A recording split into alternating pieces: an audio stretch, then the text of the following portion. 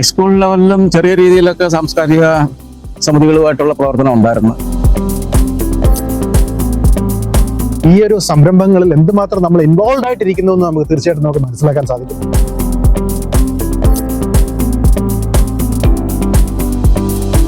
എന്നെ സംബന്ധിച്ച് എനിക്കൊരു ബുദ്ധിമുട്ട് ഒരു കാലത്തും ഈ സർവീസിനിടയ്ക്ക് ഉണ്ടായിട്ടില്ല. കാരണം എന്താണെന്ന് വെച്ചാൽ എല്ലാവരും തന്നെ വളരെ വളരെ സ്നേഹത്തോടെ വളരെ സന്തോഷത്തോടെ സ്വീകരിച്ചേക്കുന്നത്. നമസ്കാരം, എല്ലാവർക്കും പ്രവാസി ചാനലിന്റെ വാരാന്ത്യ എപ്പിസോഡിലേക്ക് സ്വാഗതം. ഇന്നത്തെ എപ്പിസോഡിന് ഒരു സവിശേഷതയുണ്ട്. യൂഷ്വലി നമ്മൾ കാണുന്ന ഒരു വിഷയമല്ല നമ്മൾ ഇന്നിവിടെ ചർച്ച ചെയ്യാൻ ഉദ്ദേശിക്കുന്നത്. സാധാരണ രീതിയിൽ നമ്മൾ അമേരിക്കൻ മലയാളികളുടെ പ്രശ്നങ്ങളും ഇവിടെ നടക്കുന്ന സാമൂഹിക സാംസ്കാരിക വേദികളുടെ ഒരു മാറ്റങ്ങളും അതിന്റെ ഒരു പ്രാധാന്യത്തെ കുറിച്ചാണ് നമ്മൾ കൂടുതലായിട്ട് സംസാരിക്കാറുള്ളത്. ഇന്ന് ഒരു വ്യത്യസ്തമായി കുറച്ച് അനുഭവങ്ങൾ നമുക്ക് പകർന്നു തരുന്ന, നമുക്ക് എന്തുകൊണ്ട് നമുക്ക് ചില കാര്യങ്ങൾ നമ്മുടെ ജീവിതത്തിൽ അനിവാര്യമാണ് എന്നുള്ള ഒരു സന്ദേശം തരുന്ന ഒരു വീഡിയോ ആണ് നമ്മൾ ഇന്ന് ചെയ്യുന്നത്. അതിനായിട്ട് നമ്മളൊരു വളരെയധികം അനുഭവ സമ്പത്തുള്ള ഒരു വ്യക്തിത്വത്തെ ഇന്ന് ഇവിടെ പരിചയപ്പെടുത്താൻ നമ്മൾ താല്പര്യപ്പെടുന്നുണ്ട്. നിങ്ങൾക്ക് ഏവർക്കും ഈ ഒരു എപ്പിസോഡ് ഇഷ്ടപ്പെടുമെന്ന് നമ്മൾ പ്രതീക്ഷിക്കുന്നു. നിങ്ങളുടെ അനുഗ്രഹത്തോടെ, ആശംസകളോടെ, ആശീർവാദത്തോടെ നമ്മൾ ഇന്നത്തെ വീക്കെൻഡ് എപ്പിസോഡ് നമ്മൾ ആരംഭിക്കട്ടെ. എന്തുകൊണ്ട് നമ്മൾ ഈ ഒരു എപ്പിസോഡ് ചെയ്യുന്നു എന്ന് നിങ്ങൾ മനസ്സിലാക്കാനായിട്ട് കുറച്ചൊരു കാര്യങ്ങൾ ഞാൻ നിങ്ങളോട് പറയാൻ ആഗ്രഹിക്കുന്നു. ഇദ്ദേഹം ജനിച്ചു വളർന്നത് മാവേലിക്കരയിലാണ്. അദ്ദേഹത്തിന് ഒരുപാട് സവിശേഷതകളുണ്ട്. അദ്ദേഹം ചെറുപ്പകാലത്ത് തന്നെ വളരെ വിദ്യാർത്ഥി സമൂഹത്തിൽ നിന്ന് തന്നെ വളരെയധികം സാമൂഹിക സാംസ്കാരിക വേദികളിൽ പങ്കെടുക്കുകയും അതിനോട് താല്പര്യം പ്രകടിപ്പിക്കുകയും അതോടൊപ്പം ഒരു മലയാളി സമൂഹത്തെ പിടിച്ചു നിർത്താനായി അല്ലെങ്കിൽ ഒന്നിപ്പിച്ചു നിർത്താനായിട്ട് പല പ്രവൃത്തികളും അല്ലെങ്കിൽ പല സന്നാഹങ്ങളിലും ഏർപ്പെട്ടിട്ടുള്ള ഒരു വ്യക്തിത്വമാണ്. ഓക്കെ, അത് സാധാരണ നമ്മളൊരു 70കളിൽ നമ്മളൊരു സാധാരണ നടക്കുന്നൊരു സംഭവമാണ്. പലരും വിദേശ രാജ്യങ്ങളിലേക്കും അല്ലെങ്കിൽ അന്യ സംസ്ഥാനങ്ങളിലേക്കും ചേക്കേറുക എന്നുള്ളത്. ഇദ്ദേഹവും അതിൽ നിന്ന് വിഭിന്നമല്ല. ഇദ്ദേഹത്തിന് അങ്ങനെ ഒരു കഥ പറയാനുണ്ട്. അദ്ദേഹം ചേക്കേറിയിരിക്കുന്നത് നിങ്ങൾക്ക് ഊഹിക്കാം, ആ ഒരു സമയത്ത് 70കളുടെ കാലഘട്ടത്തിൽ കൂടുതലും മലയാളികൾ ചേക്കേറിയിരിക്കുന്നത് ബോംബെയിലാണ്. അപ്പം എന്തുകൊണ്ട് അദ്ദേഹം ബോംബെയിൽ പോയി, അവിടെ അദ്ദേഹം എന്താണ് ചെയ്തത്, എന്താണ് അദ്ദേഹം നമുക്ക് സമൂഹത്തിനായിട്ട് നമുക്ക് തന്നത്, അതിൽ നിന്ന് എന്ത് സന്ദേശമാണ് നമുക്കുള്ളത് എന്നുള്ള കുറച്ച് കാര്യങ്ങളാണ് ഇന്നത്തെ എപ്പിസോഡിൽ നമ്മൾ ചർച്ച ചെയ്യാൻ ആഗ്രഹിക്കുന്നതും അതിൽ നിന്ന് നിങ്ങൾക്കൊരു നമ്മുടെ ഒരു സമൂഹത്തിന് ഗുണം വരുത്തക്ക രീതിയിൽ ഒരു സന്ദേശം നമ്മൾ നൽകാൻ താല്പര്യപ്പെടുന്നത്. വരൂ, ഞാൻ നിങ്ങളുടെ സമയം കളയുന്നില്ല, നമുക്ക് അദ്ദേഹത്തെ പരിചയപ്പെടാം. നമസ്കാരം. നമസ്കാരം. ഇവിടെ ഇഷ്ടപ്പെട്ടു എന്ന് വിചാരിക്കുന്നു. അതെ, വളരെ വളരെ വളരെ സന്തോഷമായിട്ടിരിക്കുന്നു വിചാരിക്കുന്നു. നമ്മളോടൊപ്പം ചേർന്നതിൽ വലിയൊരു സന്തോഷമുണ്ട്. അപ്പം കുറച്ച് സമയങ്ങൾ നമ്മളോടൊപ്പം ചെലവഴിക്കാനും താങ്കളുടെ അനുഭവങ്ങളൊക്കെ പറയാൻ ഒരു അവസരം കിട്ടിയാലും നമ്മൾ വളരെയധികം സന്തോഷമുണ്ട്. ഞാനൊന്ന് ആളെ ഇൻട്രൊഡ്യൂസ് ചെയ്യട്ടെ. ഇദ്ദേഹത്തിന്റെ പേര്, ഇന്ന് നമ്മുടെ കൂടെ ഇരിക്കുന്ന വിശേഷ വ്യക്തി, അദ്ദേഹത്തിന്റെ പേര് മിസ്റ്റർ കെ നടരാജൻ എന്നാണ്. അദ്ദേഹത്തെ കുറിച്ച് നമ്മൾ ഈ വീഡിയോയിൽ നമ്മൾ മനസ്സിലാക്കും. നമ്മുടെ അറ്റ്ലാന്റയിൽ വളരെ ചുരുക്കകാലം കൊണ്ട് എല്ലാവരുടെയും ഒരു പ്രിയങ്കരനായി മാറിയ ശ്രീ രാഹുൽ നടരാജന്റെയും രേഷ്മ നടരാജന്റെയും രേഷ്മ രാഹുലിന്റെയും അച്ഛനാണ്. ഓക്കെ, രാഹുലിന്റെ അച്ഛനാണ്. അപ്പം നമുക്ക് അദ്ദേഹത്തിൽ നിന്ന് ഒരുപാട് കാര്യങ്ങൾ മനസ്സിലാക്കാനും നമ്മൾ അതിൽ നിന്ന് ശ്രദ്ധിക്കാനും നമുക്ക് ഉൾക്കൊള്ളാനുമുണ്ട് എന്നൊരു വിശ്വാസത്തോടു കൂടിയാണ് നമ്മൾ തുടങ്ങുന്നത്. നിങ്ങളുടെ എല്ലാവരുടെയും സഹായ സഹകരണങ്ങൾ നമ്മൾ അഭ്യർത്ഥിക്കുന്നു. ഞാൻ മനസ്സിലാക്കിയിടത്തോളം അങ്ങള് പോളിടെക്നിക്ക് പാസ്സായി. നമ്മുടെ പന്തളം NSS കോളേജിൽ നിന്നാണ് പാസ്സായത്. അതൊരു 70കളുടെ തുടക്കത്തിലാണ്. 75 പാസ് ഔട്ടായി. അതിനുശേഷം ബോംബെയിലോട്ട് പോയി. അപ്പൊ നമുക്ക് ഈ ഒരു കോളേജിൽ, സ്കൂളുകളിലും കോളേജിലും പഠിച്ചിരുന്ന സമയത്ത് താങ്കൾക്ക് ഈ ഒരു സാമൂഹിക സാംസ്കാരിക വേദിയായിട്ട് ബന്ധമുണ്ടായിരുന്നു? അത് നമ്മൾ അതിനുശേഷം ആ ഒരു യൗവന കാലഘട്ടത്തേക്ക് കടന്നപ്പോഴാണ് നമുക്ക് ഇതിനോട്ട് വന്നത്. അതിന്റെ ആ ഒരു കാലഘട്ടത്തെ കുറിച്ചുള്ള ആ ഒരു പോളിടെക്നിക്ക്, ആ ഒരു പഠനം കഴിയുന്നിടം വരെയുള്ള ഇതിനെ കുറിച്ചൊരു ഒന്ന് വിശദീകരിക്കാമോ? ഹൈസ്കൂൾ ലെവലിലും ചെറിയ രീതിയിലൊക്കെ സാംസ്കാരിക സമിതികളുമായിട്ടുള്ള പ്രവർത്തനം ഉണ്ടായിരുന്നു. അവിടെ പരിസരത്ത് ഞങ്ങളുടെ അമ്പലങ്ങളിലൊക്കെ ഉത്സവം വരുന്നുണ്ട്, അങ്ങനെ നാടകത്തില് ഉന്നയിക്കുക, അങ്ങനെയുള്ള ആ രീതിയായിട്ടായിരുന്നു. പോളിടെക്നിക്ക് ചെന്നപ്പോഴും അതുപോലെ തന്നെ അവിടെ ഞങ്ങളുടെ ആനുവൽ ഫംഗ്ഷനിലൊക്കെ ഫംഗ്ഷൻ നടക്കുന്നതിനെ യൂണിവേഴ്സിറ്റിക്ക് ഡ്രാമ അവതരിപ്പിക്കുമ്പം അതിലും ഞാൻ ഉണ്ടായിരുന്നു. പിന്നെ അവിടുത്തെ ആർട്സ് ക്ലബിന്റെ സെക്രട്ടറി ആയിട്ട് ഇരുന്നിട്ടുണ്ട് അവിടെ. ഇതെല്ലാം പഠന സമയത്തുള്ള കാര്യങ്ങളാണ്. അതെ, ആ രീതിയിലൊക്കെ പോയിരുന്നു. കുറച്ച് ഒരു സാമൂഹിക വിഷയത്തെ നമ്മൾ പ്രതിഫലിപ്പിക്കാനായിട്ട് ഈ ഒരു നാടകവും ഈ ഒരു കഥാപ്രസംഗ വേദിയും നമ്മൾ ഉപയോഗിച്ചിരുന്നു എന്നൊരു ചിന്താഗതിയോട് തീർച്ചയായിട്ടും ഉണ്ടായിരുന്നു. അപ്പൊ താങ്കളുടെ ഒരു വ്യക്തിപരമായ അനുഭവത്തിൽ നിന്നുണ്ടോ അതോ ഇങ്ങനെ ഒരു നാടകം കണ്ടിട്ടുള്ള അനുഭവത്തിൽ നിന്നാണോ? അല്ല, അന്നത്തെ പ്രത്യേകിച്ച് ഈ അടിയന്തരാവസ്ഥ കാലത്തൊക്കെ ഈ സാംബശിവനൊക്കെ അവതരിപ്പിച്ച 20-ാം നൂറ്റാണ്ടൊക്കെ ആക്കാം. അപ്പൊ അദ്ദേഹത്തെ പിടിച്ചന്ന് ജയിലിലിട്ട ആളുണ്ട്. അപ്പൊ ഇത് അതാണ് അന്നത്തെ ആ ഓരോ സാമൂഹിക വ്യവസ്ഥിതിയെ പുറത്തു കൊണ്ടുവരാൻ ശ്രമിച്ചിട്ടുള്ള ആൾക്കാരാണ്. അപ്പൊ അവര് അതിനെതിരായിട്ട് അന്നത്തെ ഭരണകൂടം അത് അങ്ങനെയാണല്ലോ. രാഷ്ട്രീയം വരുമ്പോ അങ്ങനെയൊക്കെ വരും. അടിയന്തരാവസ്ഥ എന്ന് പറഞ്ഞപ്പം എനിക്ക് പെട്ടെന്ന് ഓർമ്മ വന്നത് ആ ഒരു 77 നടന്ന REC നടന്ന ഒരു സംഭവമാണ്. അതെ അതെ അതെ. നമ്മുടെ ഒരു തികച്ചും യാദൃച്ഛികമായിരിക്കും. അടുത്ത കാലത്ത് മോഹൻലാലിന്റെ ഒരു സിനിമ ഉണ്ടായിരുന്നു, തുടരും. അപ്പൊ അതിലൊരു ചെറിയ കുറച്ച് സംഭവങ്ങൾ എനിക്കെന്തോ അതുമായിട്ടൊരു ഒരു കണക്ഷൻ തോന്നി. ബോംബെ നമ്മള് ഉറങ്ങാത്ത നഗരങ്ങളുടെ സ്ഥലം, അല്ലെങ്കിൽ സ്വപ്നങ്ങളുടെ നഗരം, ഇങ്ങനെയാണ് നമ്മുടെ ഒരു ചെറുപ്പകാലത്ത് നമ്മൾ ബോംബെയെ കുറിച്ച് മനസ്സിലാക്കിയിട്ടുള്ളത്. പല സിനിമാ മേഖലയുമായിട്ട് ബന്ധപ്പെട്ട വ്യക്തികളെ നമ്മൾ എടുക്കുകയാണെങ്കിൽ പലരും ബോംബെയിൽ നിന്ന് സ്റ്റാർ ആയവരാണ്. അന്നത്തെ ബോംബെ അല്ല ഇന്നത്തെ ബോംബെ. ഇന്നത്തെ ബോംബെ വളരെയധികം മാറിപ്പോയി. നമുക്കിപ്പം സാമൂഹ്യപരമായും നമ്മുടെ വിവര സാങ്കേതികപരമായും ഒരുപാട് മാറിപ്പോയി. ആ ഒരു കാലഘട്ടത്തിൽ ബോംബെയിൽ തീവണ്ടിയിലാണ് എത്തിയത്. അതെ, തീവണ്ടിയിലാണ്. ആ ഒരു എന്തെങ്കിലും ഒരു സ്ട്രൈക്കിംഗ് ആയിട്ട് എന്തെങ്കിലും ഒരു നിമിഷങ്ങൾ ഓർമ്മയുണ്ടോ? അന്ന് ബോംബെയിൽ എത്തുക എന്ന് പറഞ്ഞു കഴിഞ്ഞാൽ പ്രത്യേകിച്ച് ഞങ്ങൾക്ക് കായംകുളത്തു നിന്ന് ബോംബെക്ക് ട്രെയിനില്ല. അന്ന് എറണാകുളത്തു നിന്ന് സ്റ്റാർട്ട് ചെയ്യത്തുള്ളൂ 77-ല്. തിരുവനന്തപുരത്തൊന്നുമില്ല. ബോംബെ ജയന്തി ജനതയാണോ? അതെ, ജയന്തി ജനതയാണ്. അത് എറണാകുളത്തു നിന്നാണ് സ്റ്റാർട്ട് ചെയ്യുന്നത്. അത് എറണാകുളത്തു നിന്ന് സ്റ്റാർട്ട് ചെയ്താൽ ഇവിടെ എന്താ പറയുന്നത്, ആർക്കോണത്ത് വരും. അന്ന് കൽക്കരിയിരിക്കുന്ന ആർക്കോണത്ത് വന്നാൽ അവിടെ ഒരു ചേഞ്ച് ഓവർ ഉണ്ട്. അപ്പൊ നമ്മൾ ആകെ കരി പിടിച്ചെടുത്ത് അവിടെ കുടി നനയെ കഴിഞ്ഞിട്ടാണ് അടുത്ത വരുന്നത്. എത്ര ദിവസം എടുക്കുമായിരുന്നു? 3 ദിവസം യാത്ര ചെയ്താണ് അന്ന് ഇവിടെ എത്തുന്നത്, ബോംബെക്ക് എത്തുന്നത്. 77 എന്ന് പറയുമ്പോൾ അതിനൊരു പ്രത്യേകതയുണ്ട്. ഒന്ന്, നമ്മുടെ ഇന്ത്യൻ രാഷ്ട്രീയത്തെ നോക്കുകയാണെന്നുണ്ടെങ്കിൽ വളരെയധികം പ്രാധാന്യമുള്ള ഒരു വർഷമാണ്. നമ്മൾ അതിലോട്ട് കടക്കുന്നില്ല. പക്ഷേ ബോംബെ നോക്കുകയാണെന്നുണ്ടെങ്കിൽ ബോംബെയിലെ ബോംബെ അന്നത്തെ കാലത്ത് ബോംബെ പ്രൈമറിലി തുണിമിൽ മേഖലയായിരുന്നു. അത് വളരെ ബോംബെ അന്ന് തുണിമിൽ മേഖലയിൽ വളരെയധികം മുന്നോട്ട് നിൽക്കുന്ന ഒരു കാലഘട്ടമാണ്. പക്ഷെ ഇപ്പൊ അതിന് കുറച്ച് വ്യത്യാസം വന്നു. ഇപ്പൊ ഏതാണ്ട് നശിച്ചു. അത് പൂർണ്ണമായും ഇല്ലാതായെന്നറിയാം. അവിടെ ഇവിടെ ഉണ്ട്. NTCയുടെ കീഴിൽ കുറച്ച് മില്ലുകളുണ്ട്. കൂടുതലും ചെന്നൈ തമിഴ്നാട്ടിലോട്ട് അത് മൊത്തം നമുക്കൊരു ചേക്കേറിയ കാലഘട്ടം നമുക്ക് കാണാൻ സാധിക്കും. അപ്പം ആ ഒരു 77 കാലഘട്ടങ്ങളിൽ തുണിമിൽ മേഖലയ്ക്ക് വളരെയധികം പ്രാധാന്യമുള്ള ഒരു കാലഘട്ടമായിരുന്നു നമ്മുടെ ബോംബെയിൽ, മഹാരാഷ്ട്രയിൽ. ഇൻഡസ്ട്രീസിൽ കൂടുതൽ ശമ്പളം കിട്ടുന്നതും ആ മേഖലയായിരുന്നു. പിന്നീട് ഏറ്റവും താഴെ പോയത് അത് തന്നെയാണ്. അത് ഒരുപക്ഷെ ബോംബെ വളർന്നതിന്റെ ഒരു വ്യത്യാസമായിരിക്കും. അവിടെ സാമ്പത്തികപരമായിട്ടും വിവര സാങ്കേതികപരമായിട്ടും മാറ്റം വന്നപ്പോൾ അതിൽ നിന്ന് വന്നൊരു വ്യത്യാസമാണ്. പക്ഷെ എന്തുകൊണ്ട് ഇപ്പം എന്റെ ഒരു മനസ്സിൽ എന്നും വരുന്നൊരു ചോദ്യമാണ്. ഇപ്പം ബോംബെ നമ്മളെ കുറിച്ച് ബോംബെ മനസ്സിലാക്കുമ്പോൾ ഒന്നുകിൽ നമ്മുടെ സിനിമാ മേഖലകളിലേക്ക്, അല്ലെങ്കിൽ നമ്മുടെ ഈ പരമ്പരാഗത തൊഴിൽ മേഖലയിലേക്ക് ചേക്കേറുന്നവരാണ് കൂടുതൽ. നമ്മുടെ ഒരു മലയാളിയെ സംബന്ധിച്ചിടത്തോളം ഒരു ശരാശരി ഒരു മലയാളി ഒരു അധികം റിസ്ക് എടുക്കാൻ താല്പര്യപ്പെടാത്ത ഒരു മനസ്സിന്റെ ഉടമകളാണ് മലയാളികൾ. അപ്പൊ എന്തുകൊണ്ട് താങ്കളൊരു അധ്യാപക ജോലി അവിടെ നിന്ന് തിരഞ്ഞെടുക്കാൻ ഉള്ള കാരണം? അത് ഇവിടെ ആക്ച്വലി അധ്യാപക ജോലി ചെയ്യാനായിട്ടല്ല ഞാൻ വന്നത്. താല്പര്യം ഉണ്ടായിട്ടുമല്ല. സാഹചര്യം കാരണം ആക്സിഡന്റ് അല്ലായിരുന്നു. അത് അവിടെ സംഭവിച്ച എന്താണെന്ന് വെച്ചാൽ, ഞാൻ അന്ന് എന്റെ പറഞ്ഞില്ല ഒരു കസിൻ ബ്രദർ, അദ്ദേഹം PWDയിൽ എഞ്ചിനീയർ ആയിരുന്നു. ആന്ധ്ര ഗവൺമെന്റ് കോളനിയിൽ അദ്ദേഹത്തിന്റെ കൂടെ അന്ന് ഞാൻ താമസിക്കുക. അപ്പൊ ഒരു ദിവസം അവരൊക്കെ എന്ന് പറഞ്ഞാൽ ഈ PWD എന്ന് പറഞ്ഞ കംപ്ലീറ്റ് ഗവൺമെന്റ് ബിൽഡിങ്സ് എല്ലാം അവരുടെ ഉണ്ട്. ഗവൺമെന്റിന്റെ കൺസ്ട്രക്ഷനും കാര്യങ്ങളും പിന്നെ ബിൽഡിംഗ് അതിന്റെ മെയിന്റനൻസും എല്ലാം PWDക്കാ. അപ്പൊ അദ്ദേഹത്തിന്റെ അണ്ടറിലുള്ള ഒരു ITI ഉണ്ടായിരുന്നു, മുല്ലുണ്ടിൽ ITI. അപ്പൊ ആ ITIയിൽ ഈ മഴക്കാലത്തിന് മുമ്പ് അവരിൽ കുറച്ച് ഈ വാട്ടർ പ്രൂഫിങ് അത് ഇങ്ങനെയുള്ള പണികൾ ചെയ്യാൻ ഉള്ള എസ്റ്റിമേറ്റ് എടുക്കാൻ പോകും. അപ്പൊ എന്നോട് പറഞ്ഞാ ഞാൻ ഇതുപോലെ പോവാ, ITI നിനക്ക് താല്പര്യമുണ്ടോ കാണാമെന്ന് പറഞ്ഞു. അങ്ങനെ ITI കാണാൻ പോയതാ പുള്ളിയുടെ കൂടെ. അങ്ങനെ നമ്മുടെ ബാക്ക്ഗ്രൗണ്ടും നമ്മുടെ വിദ്യാഭ്യാസ ബാക്ക്ഗ്രൗണ്ടും നമ്മുടെ താല്പര്യവും കാരണം നമ്മൾ അതിലോട്ട് അങ്ങ് വന്നു പോയതാണ്. എന്നോട് അതുപോലെ പറഞ്ഞു, ITIക്ക് പോവാ ഞാനാ, നമ്മളൊക്കെ നീ വരുന്നോ പോവാന്ന് പറഞ്ഞു. അങ്ങനെ ഞാൻ പുള്ളിയുടെ കൂടെ കയറി പോയതാണ്. അവിടെ ചെന്ന് അവിടുത്തെ പ്രിൻസിപ്പാളിന്റെ കേബിനിൽ ചെന്ന് അപ്പൊ പുള്ളിയുടെ കൂടെ എന്നെയും പിടിച്ചിരുത്തി.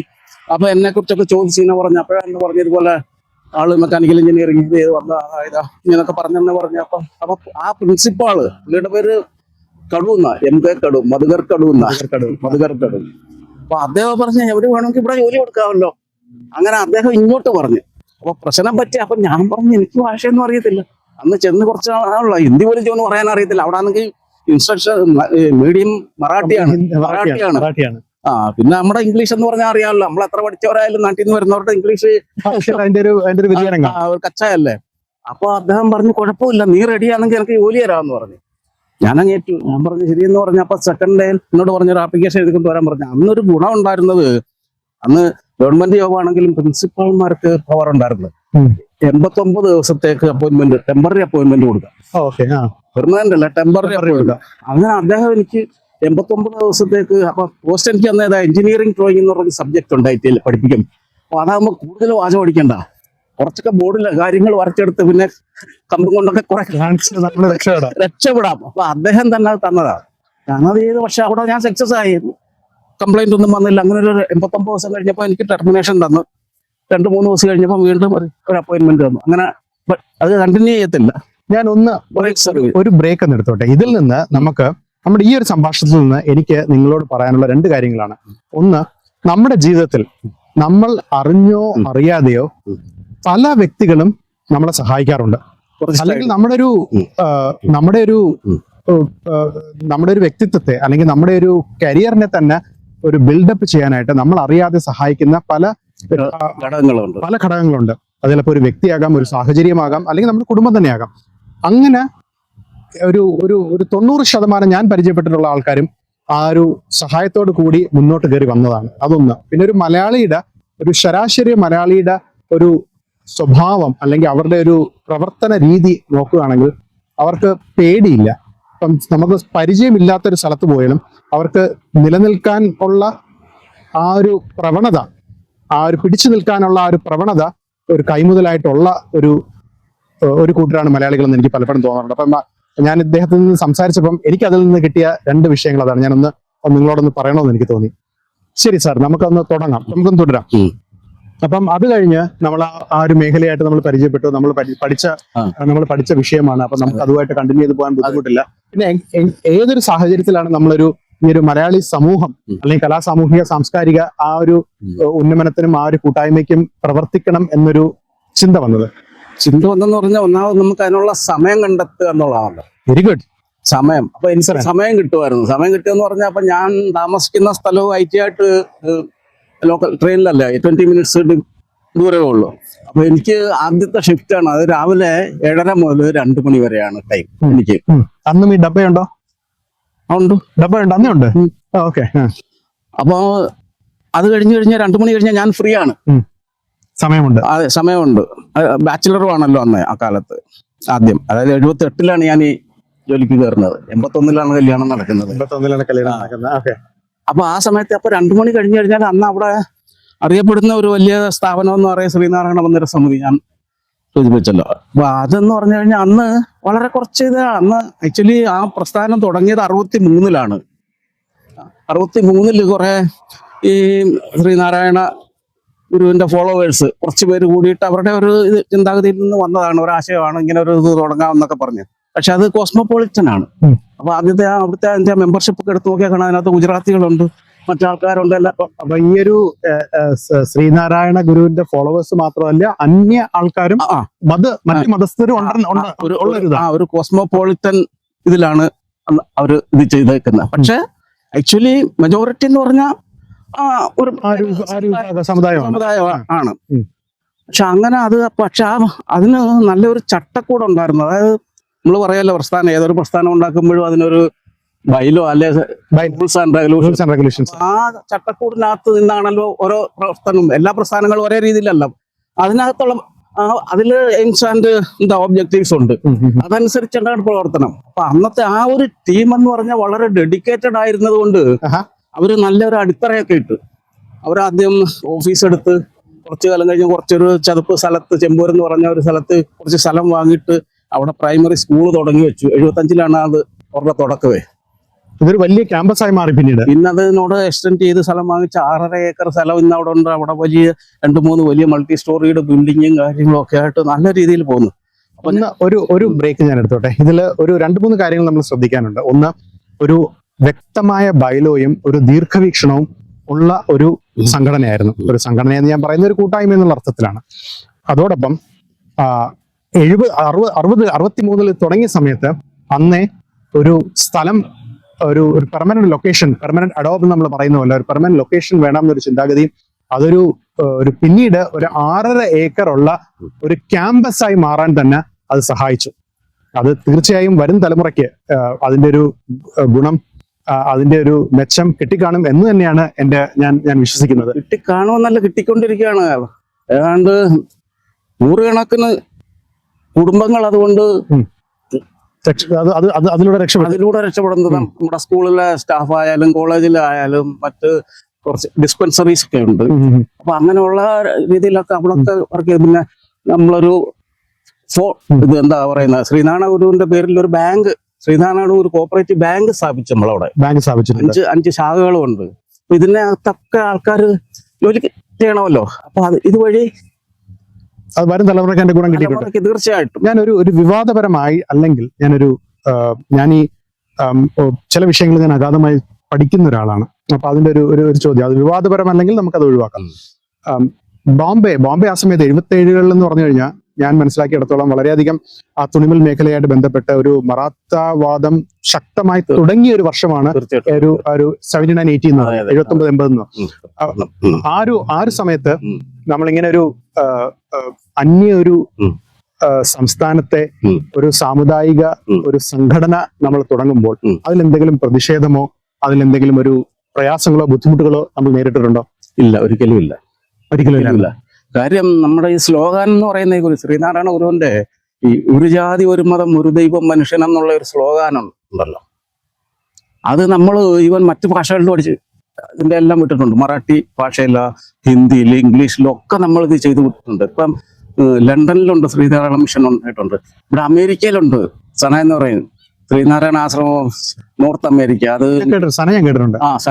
സന അത് ശിവഗിരി ആശ്രമമായിട്ട് അവിടുത്തെ ഇൻസ്റ്റിറ്റ്യൂട്ടിൽ വന്ന് പ്രവർത്തി ചെയ്യുന്നതാണ്. അതുമായിട്ട് നമ്മുടെ ശ്രീനാരായണ മന്ദിര സമിതിക്ക് നല്ല പങ്കുണ്ട്. അപ്പൊ ആ ഒരു പ്രയാസങ്ങളോ ബുദ്ധിമുട്ടുകളോ ഒന്നുമില്ല. കാര്യം ഇതിന്റെ ആ വർക്കിംഗ് സ്റ്റൈൽ അങ്ങനെയാണ്, എല്ലാവരെയും ഉൾക്കൊണ്ടുകൊണ്ടുള്ള ഒരു പ്രവർത്തനമാണ്. അതുപോലെ നമ്മളടക്കം എത്രയോ നമ്മൾ ഈ സർവ്വമത സമ്മേളനം മാതിരി നമ്മളെല്ലാ വിഭാഗങ്ങളെയും, അതായത് പള്ളിയിൽ അച്ഛന് മറ്റേ ഇവിടുത്തെ എന്താ നിങ്ങളുടെ മുസ്ലിം അതിന്റെ മുക്കാരി അല്ലേ, അങ്ങനെ ഇമാം ബോംബെയിലുള്ള, അങ്ങനെ ഇവരെല്ലാം, പിന്നെ നമ്മുടെ ഹിന്ദു സന്യാസിമാര്, അവരെല്ലാരും കൂടെ പുറത്തിണക്കി നമ്മൾ സെമിനാറുകൾ നടത്താറുണ്ട്. പല സെമിനാറുകൾ നടത്തിയിട്ടുണ്ട്. അതിന്റെ ബുക്ക്ലെറ്റ് നമ്മളെല്ലാം അനുസരിച്ചിട്ട് അതിന്റെ ഔട്ട്കം ഇതെല്ലാം പ്രസിദ്ധീകരിക്കാറുണ്ട്. അപ്പൊ അങ്ങനെ വന്ന് എല്ലാവരും യൂണിവേഴ്സിറ്റിയിൽ ഇപ്പൊ ശ്രീനാരായണ ഗുരുവിനെ കുറിച്ച് പഠിക്കാനുള്ള ഒരു വിഷയം അവിടെ അവതരിപ്പിച്ചിട്ടുണ്ട്. അവിടെ ഒരു സബ്ജക്റ്റ് ആക്കി ബോംബെ യൂണിവേഴ്സിറ്റി എടുത്തിട്ടുണ്ട്. ബോംബെ യൂണിവേഴ്സിറ്റി ഒരു സബ്ജക്റ്റ് ആക്കി അവിടെ ഒരു പ്രത്യേക ഇത് കരിക്കുലം ഉണ്ടാക്കി അവിടെ ക്ലാസ് നടത്തുന്നുണ്ട്. ഇത് ഏത് വർഷമായിരിക്കും തുടങ്ങിയത്? ഇപ്പൊ എനിക്ക് തോന്നുന്നു ഒരു 3 വർഷമായി. ഒരു 2020-21 കോവിഡ് കാലത്തിന് ജസ്റ്റ് ശേഷമാണ്. ഒരു കാര്യം നിങ്ങൾ ശ്രദ്ധിക്കേണ്ടത്, 63 തുടങ്ങിയ ഒരു സംഘടനയാണ് ശ്രീനാരായണ മന്ദിര സമിതി. അതിന് ഒരു ഏകദേശം ഒരു 50 വർഷത്തോളം അതിന്റെ ഒരു പ്രവർത്തന പാരമ്പര്യമുണ്ട്. ഈ ഒരു കഴിഞ്ഞ ഒരു 3 വർഷമായിട്ട് അതിനൊരു 62 വർഷം 63 പറയുമ്പോഴത്തേക്ക് ശരിയാണ്, ഏകദേശം ഒരു 63 വർഷമായി. 62 വർഷം കംപ്ലീറ്റ് ചെയ്യുമ്പോൾ ഈ നവംബറിൽ ഷഷ്ടിപൂർത്തി കഴിഞ്ഞു. ഷഷ്ടിപൂർത്തി കഴിഞ്ഞ ഒരു സംഘടനയുടെ ഒരു 3 വർഷങ്ങൾക്ക് മുമ്പാണ് അതൊരു ഒഫീഷ്യൽ സബ്ജക്റ്റ് ആയിട്ട് മറാത്തി യൂണിവേഴ്സിറ്റിയിൽ അക്രഡിറ്റ് ചെയ്ത്, ബോംബെ യൂണിവേഴ്സിറ്റിയിൽ അക്രഡിറ്റ് ചെയ്ത് കിട്ടിയത്. അതൊരു നിസ്സാര കാര്യമില്ല. ബോംബെ ഭയങ്കര ഒരു സെൻസിറ്റീവ് പ്ലേസ് ആണ്. അതൊരു പ്രത്യേകിച്ചൊരു മണ്ണിന്റെ വാദം എന്നും 70 പ്രൊഫസർ എന്ന് പറഞ്ഞ ഒരു മറാഠി പ്രൊഫസറാണ് പഠിപ്പിക്കുന്നത്. അതിലും വളരെ ഒരു മഹത്തായ ഒരു സംഭവമാണ്. ഇതിൽ നിന്ന് നമ്മൾ മനസ്സിലാക്കാനുള്ളത്, നമ്മൾ ഒരു അന്യ സ്ഥലത്ത്, അതൊരു രാജ്യമായിക്കോട്ടെ സംസ്ഥാനത്തായിക്കോട്ടെ, നമ്മളൊരു മലയാളി സമൂഹം ആയിട്ട് നിൽക്കുന്നതിന്റെ ഒരു യോജിച്ചു നിൽക്കുന്നതിന്റെ ഒരു പ്രത്യേകതയും നമ്മുടെ സാംസ്കാരിക ആ ഒരു പൈതൃകം നമുക്കതൊരു തികച്ചും ഒരു ഔദ്യോഗിക രീതിയിൽ നമുക്കതിനൊരു അവതരിപ്പിക്കാൻ ഒരു അവസരം നമ്മൾ നേടിയെടുക്കാൻ ശ്രമിക്കണം. അതിന്റെ ഒരു ഗുണം, മെച്ചം വളരെ വളരെ വലുതാണ്. നമ്മളത് നിസ്സാരമായിട്ട് തോന്നും, പക്ഷെ വരും കാലങ്ങളിൽ ഒരു അടുത്തൊരു തലമുറയ്ക്ക് അതൊരു വളരെയധികം ഒരു പ്രയോജനപ്പെടുമെന്ന് ഞാൻ വിശ്വസിക്കുന്നു. അത് ഞാൻ പറഞ്ഞല്ലോ, അടിത്തറ ഇതിന്റെ വളരെ സ്ട്രോങ് ആണ്. അതുകൊണ്ടാണ് ഇതിങ്ങനെ 62 വർഷം ഒരു സംഘടന നിൽക്കുക തുടങ്ങിയ ഒരു 3/4 ആൾക്കാർ ഇല്ലിപ്പോഴാ. തീർച്ചയായും ഇതിങ്ങനെ മാറി മാറി വരുന്ന ആൾക്കാർ അതേ രീതിയിൽ അത് കൊണ്ടുപോകുന്നുണ്ട്. കാര്യം എന്താ, അതിന്റെ ബേസ് കുറച്ചിട്ടുള്ളതാണ്, കുലുങ്ങില്ല. അപ്പൊ അത് ആ ഒരു സിസ്റ്റത്തിൽ കൊണ്ടുപോകുന്നതാണ്. അതായത് വരും തലമുറയ്ക്ക് ഉപയോഗപ്രദമായ രീതിയിൽ അതായത് അവർക്ക് അനുകരിക്കാൻ പറ്റുന്നത് അനുകരണീയമായ രീതിയിലുള്ള ഒരു പ്രവർത്തനം കാഴ്ചവെക്കുന്നതുകൊണ്ടാണ് ഈ പ്രസ്ഥാനങ്ങൾ മുന്നോട്ട് പോകുന്നത്. അല്ലെങ്കിൽ അദ്ദേഹത്തിന്റെ ഭാഷ ആ ശൈലി മാറിയത് ശ്രദ്ധിക്കുന്നുണ്ടെന്ന് അറിയില്ല. നമ്മൾ തുടങ്ങിയപ്പം ഉള്ള ആ ഒരു സംഭാഷണ ശൈലിയല്ല, നമ്മൾ ആ ഒരു കുറച്ച് അടുത്ത് വന്ന് നമ്മൾ കുറച്ചുകൂടെ അടുത്തിടപെട്ട് നമ്മൾ കുറച്ചുകൂടെ ആ ഒരു വിഷയത്തിന് അഗാധമായി നമ്മൾ സംസാരിച്ചു തുടങ്ങിയപ്പോൾ ഇത് പറയാൻ കാര്യം എന്താണെന്നറിയാമോ? 100 കണക്കിന് മലയാളി ഓർഗനൈസേഷൻസ് ഉണ്ട് ബോംബെയില. ഓ ശരി, ഓക്കെ. 100 കണക്കിനുണ്ട്. ഈവൻ NSSന്റെ വരെ ഉണ്ട്. ഈ ശ്രീനാരായണ മന്ദിര സമിതി തുടങ്ങുന്നതിന് മുന്നേ 63 മുന്നേ തുടങ്ങിയതാണ്. ദാദർ സ്റ്റേഷന്റെ ഫ്രണ്ടിലാണ് നല്ലൊരു ബിൽഡിങ്ങും കാര്യമൊക്കെ. പക്ഷെ അത് അവിടെ കൊണ്ട് നിന്നു. അത് അങ്ങനെ തന്നെ അല്ല, ചലനമില്ല. അവിടെ അന്ന് ഞാൻ ബോംബെ വരുന്ന കാലത്ത് തന്നെ അവിടെ ഞങ്ങൾ പോകുന്നത് ഈ ആയുർവേദ ഡിസ്പെൻസറി ഒക്കെ അവിടെ ഉണ്ടായിരുന്നു. അപ്പൊ അവിടെ ഒക്കെ പോകാനും കാര്യം മലയാളം സംസാരിക്കാൻ പറ്റുമല്ലോ, മലയാളി കാണാം അങ്ങനെയൊക്കെ. പക്ഷെ ഇന്നും അത് അങ്ങനെ തന്നെ അല്ലാതെ അതിനെ ഒത്തിരി മുന്നോട്ട് കൊണ്ടുവരാൻ ആരും തീർന്നിട്ടില്ല എന്നുള്ളത്. അതെല്ലാം ചേമ്പൂരാണ് നടക്കുന്നത്. ഇത് നമ്മുടേത് ചെമ്പൂരാണ്. ഇത് NSSന്റെ ഒരു ആസ്ഥാനമുണ്ട്, നല്ലൊരു ഓഫീസൊക്കെ ഉണ്ട്. പക്ഷെ ദാദർ സ്റ്റേഷന് തൊട്ട് ഫ്രണ്ടിലാണ്. Prime location, ground plus 1 or 2 ഒരു ഇതാണ്, സമുച്ചയമാണ്. പക്ഷെ അത് അന്ന് ഞാൻ കണ്ടത് ഇന്നും അതല്ലാതെ ഒന്നും ഇതാൻ പറ്റും. പക്ഷെ ഇവിടുത്തെ പ്രശ്നം എന്ന് പറഞ്ഞു കഴിഞ്ഞാൽ മറ്റ് ഒരുപാട് ഓർഗനൈസേഷൻ ഞാനുണ്ട്, പല മലയാളി അതെല്ലാം എന്ന് പറഞ്ഞാൽ ആഘോഷങ്ങൾക്ക് താല്പര്യം കൂടുതൽ. 1-2 ആഘോഷ പരിപാടികൾ വർഷം നടത്തും, അത് നടക്കുക, അതിന്റെ വരവ് വന്ന് ചെലവ് വന്ന് ഇതെല്ലാം കഴിഞ്ഞാൽ പിന്നെ കാണുന്നത് അടുത്ത ഇതിനാണ്. പക്ഷേ ശ്രീനാരായണ മന്ദിര സമിതിയുടെ ഒരു ഇതെന്ന് പറഞ്ഞു കഴിഞ്ഞാൽ ഏത് പരിപാടികൾ ഇഷ്ടം പോലെ നമ്മൾ നടത്തുന്നുണ്ട്. നടത്തി കഴിഞ്ഞാൽ അതിൽ നിന്നൊരു മിച്ചം നമ്മൾ മാറ്റിവെക്കും. വെറുതെ പരിപാടി നടത്തി വന്നതും അത്രയും ചെലവാക്കുന്ന ഒരു പരിപാടി അവിടെ ഇല്ല. നാളത്തേക്കായി നമ്മൾ മാറ്റിവെക്കുന്ന ഒരു ദീർഘവീക്ഷണം. അതുപോലെ ഈ പ്രവർത്തനം, അവിടുത്തെ പ്രവർത്തനങ്ങൾക്ക് ഇപ്പൊ ഞങ്ങൾ എന്നെ പോലുള്ളവരെ, എനിക്ക് മുമ്പേ വന്നവരായാലും ഒരു പൈസ പോലും അവിടുന്ന് ആർക്കും ഭർത്താവ് കൊടുക്കത്തില്ല. നമ്മുടെ ചെലവിൽ അവിടെ പോകണം, വരണം, ചെലവാക്കേണ്ടതെല്ലാം നമ്മുടെ പോക്കറ്റിൽ നിന്ന് ചെലവാക്കണം. നമ്മളിപ്പോ എന്തെങ്കിലും അഡ്വർടൈസ്മെന്റ് പിടിക്കാനോ അതിന് പോയി കഴിഞ്ഞാലും ഒന്നും അതിന് പ്രത്യേകിച്ച് ആരും അവിടുന്ന് ഒരു ഒന്നുമില്ല. ഇതെല്ലാം നമ്മുടെ സർവീസാണ്. അപ്പൊ അതുകൊണ്ടാണ് ഇത് ഇങ്ങനെ ഇത്രയും നമുക്ക് ഇതാക്കി കൊണ്ടുവരാൻ പറ്റിയത്. ഒരു വളരെ പ്രാധാന്യം അർഹിക്കുന്ന ഒരു പോയിന്റ് അങ്ങൾ പറഞ്ഞായിരുന്നു. ഇതൊരു സർവീസാണ്, ഇതൊന്ന് മിച്ചം പിടിക്കണം. അത് നമ്മൾ പറഞ്ഞ് കേൾവിയായിട്ടുള്ള ഒരു അസോസിയേഷൻ, ഒരു സംഘടനയിൽ നിന്ന് പൈസ ഇങ്ങനെ സാമ്പത്തികമായ തിരിമറിവുകൾ നമ്മൾ സ്ഥിരം കേൾക്കുന്ന ഒരു സംഭവങ്ങളാണ്. അപ്പൊ ഇതില് ഒരു വളരെ പ്രാധാന്യം അർഹിക്കുന്ന ഒരു പോയിന്റ് എന്ന് പറഞ്ഞാൽ നമ്മളത് നാളത്തേക്കായിട്ട് നമ്മൾ മാറ്റിവെക്കുന്നത് ഇതൊരു സർവീസ് എന്നുള്ള ഒരു ചിന്താഗതി മാത്രമല്ല വരും തലമുറയ്ക്ക് ഇതിങ്ങനെ മുന്നോട്ട് കൊണ്ടുപോകാൻ ഉള്ള ഒരു പ്രചോദനം കൂടാണ്.